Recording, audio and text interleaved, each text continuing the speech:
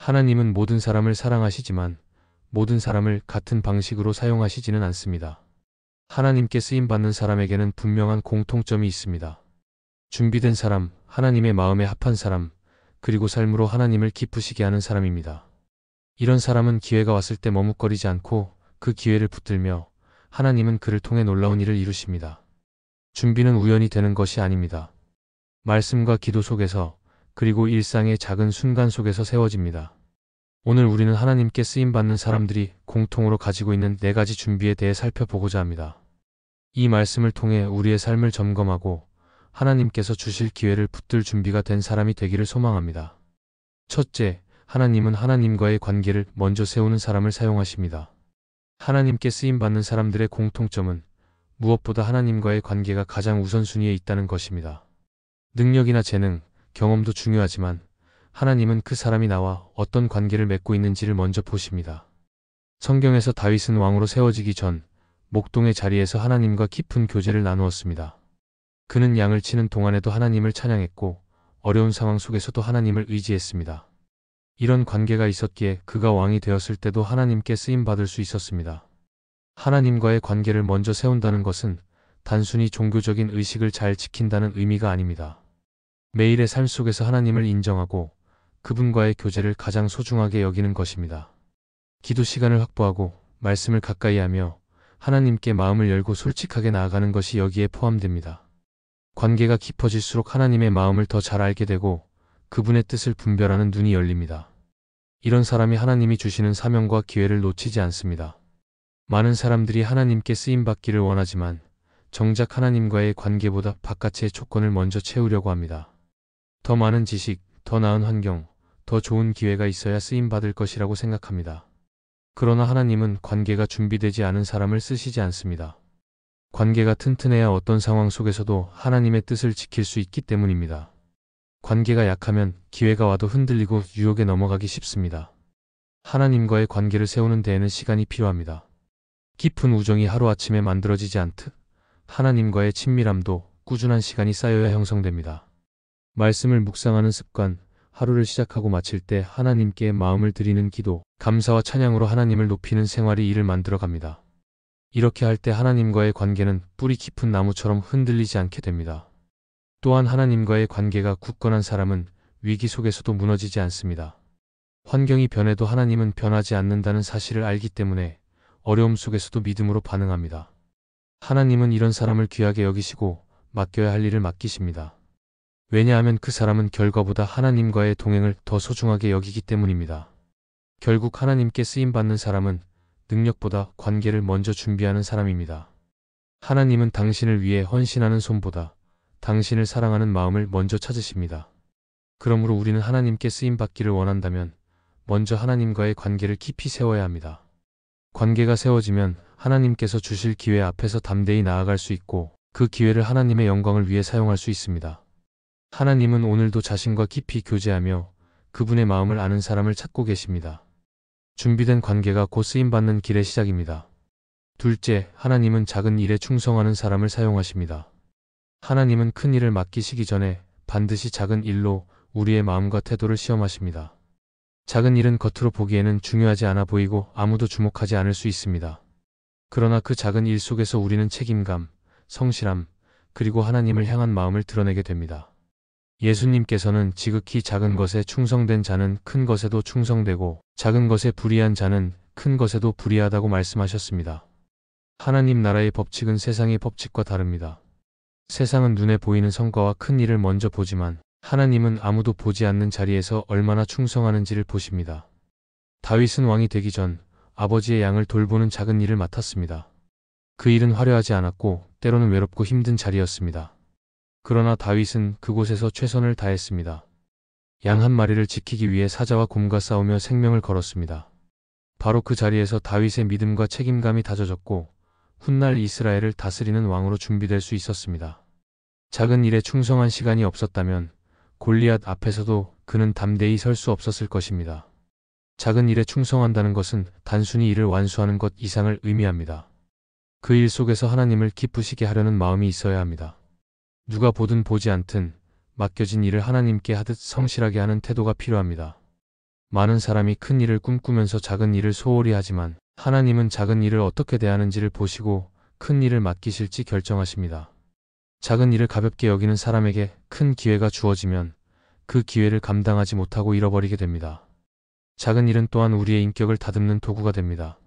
사람과의 관계 속에서 인내를 배우고 성실함을 훈련하며 남을 섬기는 마음을 기릅니다.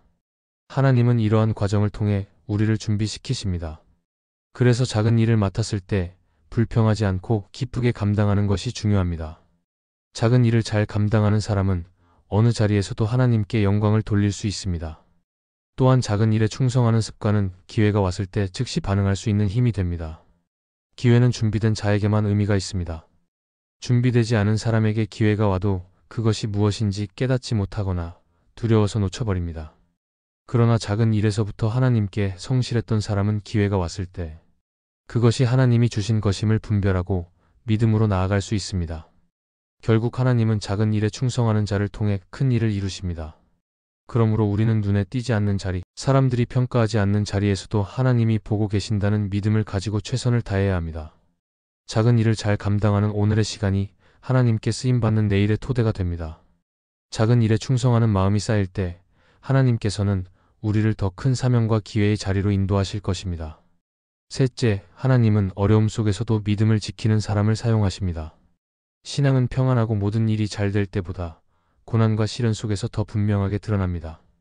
어려움은 우리의 믿음을 시험하는 과정이자 하나님께 쓰임받을 사람을 연단하는 하나님의 방법입니다. 믿음이란 상황이 좋아서 유지되는 감정이 아니라 상황이 무너져도 변하지 않는 확신입니다. 그래서 하나님은 어려움 속에서도 믿음을 붙드는 사람을 귀하게 여기시고 그런 사람을 통해 하나님의 뜻을 이루십니다. 성경 속 요셉은 그 대표적인 예입니다. 형들의 시기와 미움으로 노예로 팔려갔고 억울한 누명으로 감옥에 갇히는 등 인생의 밑바닥을 경험했습니다. 그러나 요셉은 그 모든 상황 속에서도 하나님을 원망하지 않았습니다. 오히려 하나님이 함께 하신다는 믿음을 놓지 않았고 맡겨진 자리에서 성실하게 살았습니다. 결과적으로 하나님은 그를 애굽의 총리로 세우셨고 한 나라와 가족을 살리는 도구로 사용하셨습니다. 요셉의 인생에서 우리가 볼 수 있는 것은 고난의 시간에도 믿음을 지키는 사람이 하나님의 때에 쓰임받는다는 사실입니다. 어려움 속에서 믿음을 지키는 것은 결코 쉽지 않습니다. 상황은 우리의 마음을 흔들고 현실은 하나님을 의심하게 만들 수 있습니다. 그러나 이런 순간일수록 우리의 믿음은 더욱 단단해집니다. 마치 금이 불 속에서 정제되듯 믿음도 시련 속에서 순수해지고 강해집니다. 고난이 믿음을 빼앗아 가는 것이 아니라 오히려 더 깊게 뿌리내리게 하는 기회가 되는 것입니다. 또한 어려움 속에서 믿음을 지키는 사람은 다른 이들에게도 큰 영향력을 미칩니다. 믿음이 흔들리지 않는 모습은 주변 사람들에게 도전과 용기를 줍니다. 한 사람이 믿음을 지키는 선택을 하면 공동체 전체가 믿음 안에서 강해질 수 있습니다. 하나님은 이렇게 믿음을 지키는 한 사람을 통해 더 많은 사람을 살리시고 그 믿음을 증거로 사용하십니다. 고난 중에도 믿음을 유지하려면 하나님이 변함없는 분이라는 확신이 필요합니다. 환경은 변하고 사람은 변하지만 하나님의 성품과 약속은 변하지 않습니다. 하나님은 여전히 선하시며 모든 것을 합력하여 선을 이루십니다. 이 확신이 있으면 눈앞의 현실보다 하나님의 계획을 바라볼 수 있습니다. 그리고 그 계획이 아직 드러나지 않았더라도 믿음으로 한 걸음씩 나아갈 수 있습니다. 결국 하나님은 어려움 속에서도 믿음을 버리지 않는 사람을 사용하십니다. 고난은 하나님의 부르심을 막는 장애물이 아니라 오히려 쓰임받을 사람을 준비시키는 과정입니다. 그러므로 우리는 어려운 시기를 만날 때 낙심하기보다 그 속에서 하나님이 나를 어떻게 빚으시는지를 바라봐야 합니다. 믿음을 끝까지 지키는 자는 결국 하나님의 때에 쓰임받게 되며 그 삶은 하나님의 영광을 드러내는 증거가 될 것입니다. 넷째, 하나님은 겸손한 태도를 유지하는 사람을 사용하십니다. 겸손은 단순히 낮은 자세를 취하는 외적인 태도가 아니라 마음 깊은 곳에서 하나님 앞에 자신을 낮추는 내적인 성품입니다.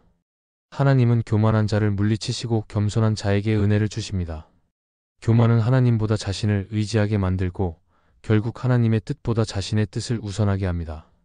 반면 겸손은 하나님의 주권을 인정하며 모든 영광을 하나님께 돌리는 태도입니다. 하나님께 쓰임받는 사람은 반드시 이 겸손함을 지켜야 하며 끝까지 유지해야 합니다. 성경 속 모세는 위대한 지도자였지만 민수기에서 그는 온유함이 지면에 모든 사람보다 승하다고 기록되어 있습니다. 하나님은 바로 이 겸손한 마음을 가진 모세를 통해 이스라엘 백성을 애굽에서 인도해 내셨습니다.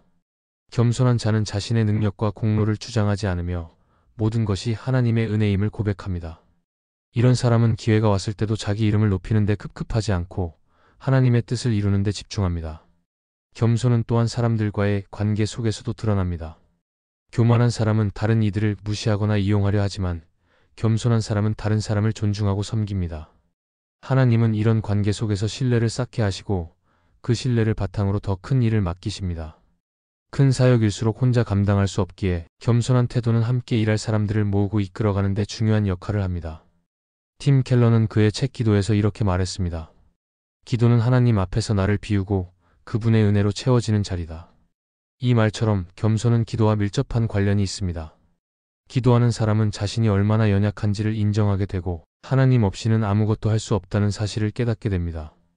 기도의 자리에서 겸손은 더욱 깊어지고 하나님은 그 겸손한 심령을 통해 놀라운 일을 이루십니다.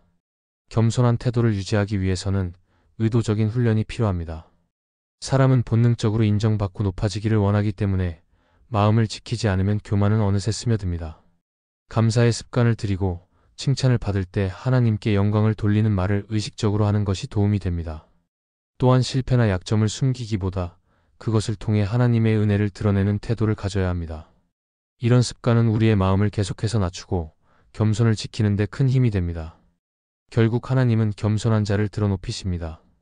겸손은 기회가 왔을 때 그 기회를 온전히 하나님께 드리게 하고 사명을 감당하는 동안 끝까지 하나님께 붙어 있도록 만듭니다. 그러므로 하나님께 쓰임받기를 원한다면 먼저 겸손의 뿌리를 마음 깊이 내리고 지켜야 합니다. 하나님은 자신을 드러내지 않고 하나님을 드러내는 자를 기쁘게 사용하시며 그를 통해 하나님의 영광을 온 세상에 나타내십니다. 하나님께 쓰임받는 사람에게는 우연히 찾아오는 기회가 아니라 준비된 자에게 주어지는 하나님의 때가 있습니다. 하나님과의 관계를 먼저 세우고 작은 일에 충성하며 어려움 속에서도 믿음을 지키고 끝까지 겸손한 태도를 유지하는 사람은 하나님께서 반드시 사용하십니다. 이 네 가지는 단순한 조건이 아니라 하나님이 기뻐하시는 마음의 상태이자 삶의 태도입니다. 준비된 사람은 기회가 왔을 때 두려워하지 않고 담대히 나아가며 그 기회를 통해 하나님의 뜻을 이룹니다. 그러므로 우리는 오늘부터라도 하나님이 보시기에 합당한 준비를 시작해야 합니다. 하나님께서 주실 기회를 붙들 수 있도록 우리의 마음과 삶을 말씀과 기도로 세우며 날마다 다듬어 가야 합니다. 그럴 때 하나님은 우리를 세상 속에서 당신의 뜻을 이루는 도구로 사용하실 것입니다. 이 말씀이 마음의 은혜가 되셨다면 좋아요와 구독으로 함께 해주세요. 그리고 댓글에 아멘이라고 남겨주시면 하나님의 은혜가 더 많은 사람들에게 전해질 것입니다. 여러분의 삶 위에 하나님의 은혜가 언제나 함께 하시기를 바랍니다. 감사합니다.